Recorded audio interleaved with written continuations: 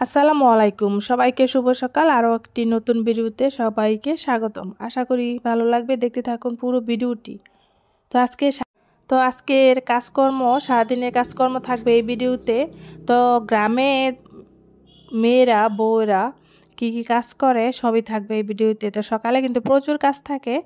গ্রামে যারা আমরা আছি, গ্রামে কিন্তু প্রচুর কাজ থাকে। তো যারা হাঁস মুরগি পালে, হাঁস মুরগি ছাড়তে হয়, খাবার দিতে হয়, ঘর দুয়ার পরিষ্কার করতে হয়, রান্না বান্না করতে হয়, অনেক কাজ থাকে। তো আমাদের চীনা হাঁসগুলা দেখেন, ইদানিং দেখতে পাচ্ছি চীনা হাঁসগুলা ডিম পারবে, ডিম পাড়ার প্রস্তুতি নিতেছে।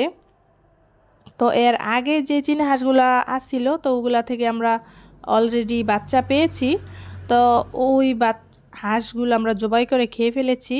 তো এগুলো আবার ছোট ছিল, এখন বড় হয়েছে, প্রাপ্তবয়স্ক হয়েছে। তো এগুলো আবার ডিম পাড়া শুরু করছে।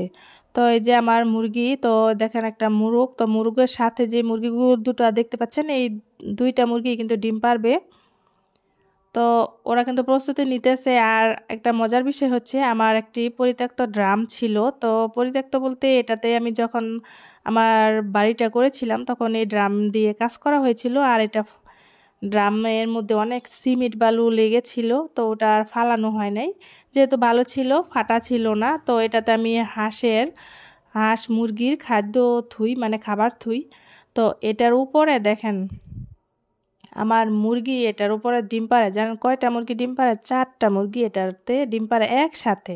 তো এই যে আমার কালো যে মুরগিটা দেখতে পাচ্ছেন, এইটা পাড়া হলে তারপর আরও 2টা 3টা আছে।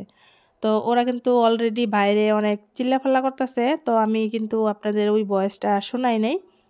তো সকালবেলা প্রচুর আওয়াজ হয়, কিচিরমিচির, মুরগি অনেক ডাকাডাকি করে। আর যেহেতু সব মুরগি একসাথে ডিম পাড়ে, তো অনেক চিল্লাচিল্লি হয়। তো এই মুরগি এখানে বসেছে ডিম পাড়ার জন্য। তো অলরেডি কিন্তু বাহিরে আরও 2-3টা অপেক্ষা করতেছে ডিম পাড়ার জন্য। আর এদিকে দেখুন হাঁসগুলো উঠান থেকে নামেই না, মানে মুরগির সাথে থাকে। তো মুরগি যেদিকে যায়, তো ওই হাঁসগুলো কিন্তু সেদিকেই যায়। তো চলুন দেখা যাক, আপনাদের আজকে দেখাই আমার 4টা মুরগি একসাথে ডিম পাড়ে তো কতগুলা ডিম হয়েছে। তো এই যে দেখেন, এই জায়গায় কিন্তু 4টা মুরগির ডিম একসাথে। দেখেন ছোট কিছু মুরগির ডিম আছে, নতুন মুরগি। তো ওগুলা ডিম হচ্ছে ছোট, আবার কিছুটা একটু বড়, কিছুটা একদম সাদা, আবার কিছুটা একটু লালচে টাইপের। তো এটা ক্যামেরাতে দেখা যাচ্ছে না। ওই যে আমার মুরগি একটা দেখেন ঘোরাফেরা করতেছে। তো ও কিন্তু ডিম পারবে, সেজন্য ঘোরাফেরা করতেছে। আর এদিকে দেখেন অনেকগুলো ডিম হয়ে গেছে যেহেতু অনেকগুলো ডিম হয়ে গেছে, গতকালকেও কিন্তু একটি ডিম পরে ভেঙে গেছে। তো এখন আজকে এগুলো নিয়ে রান্না করব কিছুটা। তো এখানে দেখেন, এখানে আমি কিছু ডিম সিদ্ধ করেছি, এগুলো আজকে রান্না করব। তো আমি সবসময় হাঁসের ডিম রান্না করি, মুরগির ডিম এমনিতেই বাচ্চাদের সিদ্ধ করে দেই। তো আজকে ভাবলাম যে আজকে রান্না করি।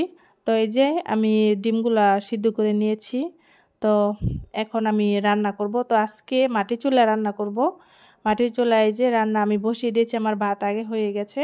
তো এখন আমি মুরগির ডিমগুলা ভুনা করব। তো তেলের মধ্যে দিয়ে আমি ভেজে নিচ্ছি।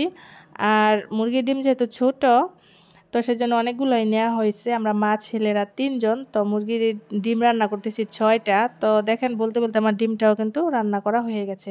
তো কত সুন্দর লোভনীয় লাগতেছে ডিমের ভুনাটা। তো একদম শুকনা শুকনা করলে বাচ্চারা খায়। আর এদিক দিয়ে রান্না করব মাগুর মাছের ভুনা। তো মাগুর মাছ এটা বিল থেকে ধরে আনা হয়েছে। তো ওই মাগুর মাছটা আজকে ভুনা করব। আর টাটকা টাটকা মাছ কিন্তু যেভাবে রান্না করেন না কেন, খেতে অনেক মজা হয়। তো এই যে এখন আমি এটা রান্না করব। আর মাটির চুলা রান্না কিন্তু আপনি যেভাবে রান্না করেন সেভাবেই মজা লাগে। তো এই যে আমার মশলা কষানো হয়ে গেছে, এটাতে আমি এখন মাগুর মাছগুলো দিয়ে দিব। আর আপনারা কমেন্টে জানাবেন কে কে মাগুর মাছ পছন্দ করেন। তো মাগুর মাছ আমার কাছে খুবই ভালো লাগে। তো টমেটো সাথে দিলে আরও বেশি ভালো লাগে।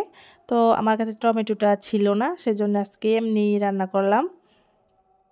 আর এই ভুনাগুলো অনেক খেতে মজা হয়। তো আমাদের গাজীপুরের ভাষায় বলা হয় ভুনা, তো আমি সেটাই বলতেছি। আর আমার যেহেতু ঠান্ডা লাগছে, আপনার ভয়েসে অবশ্যই বুঝতে পারছেন যে ভয়েসটা আমার কেমন যেন একটু লাগতেছে। তো ঠান্ডা, গলা ব্যথা, অসুস্থ। তো সবাই আমার জন্য দোয়া করবেন। আর এই যে এতটুকু পরিমাণ আমি ঝোল দিয়ে দিয়েছি। আর এই যে দেখেন, এদিকে কিন্তু কথা বলতে বলতে তরকারিটা আমার হয়ে গেছে, এখন নামিয়ে নেব। তো কিছু রসালো রসালো টাইপের থাকলে কিন্তু খেতে মজা হয়।